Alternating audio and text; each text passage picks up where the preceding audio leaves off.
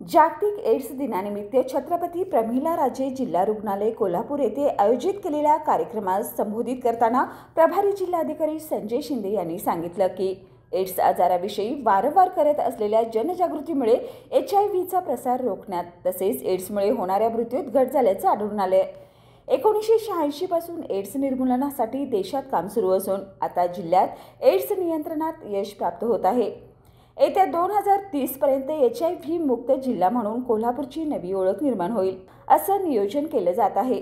यावेळी एड्स रुग्णास सामान्य वागणूक व हक्क देण्याबाबतची शपथ घेऊन आयोजित प्रभात फेरीस प्रभारी जिल्हाधिकारी संजय शिंदे यांनी व आरोग्य उपसंचालक डॉक्टर दिलीप माने, जिल्हा शल्यचिकित्सक डॉक्टर सुप्रिया देशमुख, जिल्हा आरोग्य अधिकारी डॉक्टर अनिरुद्ध पिंपळे, राष्ट्रीय एड्स नियंत्रण कार्यक्रमाच्या जिल्हा समन्वयक डॉक्टर दीपा शिपूरकर यांच्या उपस्थितीत हिरवा झेंडा दाखवून सुरुवात झाली।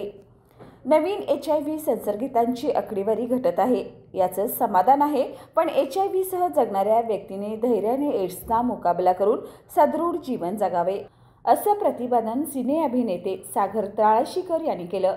जिल्हा एड्स प्रतिबंध व नियंत्रण पथक CPR हॉस्पिटल कोल्हापूरच्या वतीनं आयोजित केलेल्या प्रभात फेरी प्रसंगी ते बोलत होते। यावेळी जिल्हा क्षयरोग अधिकारी डॉक्टर हर्षला वेदक, अतिरिक्त जिल्हा शल्यचिकित्सक डॉक्टर सरिता थोरात याही उपस्थित होत्या।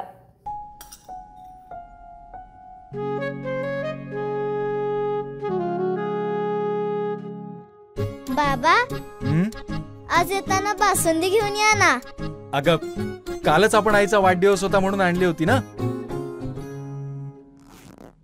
ऐकलं? गोकुळची बासुंदी पुन्हा खावीशी वाटतेय।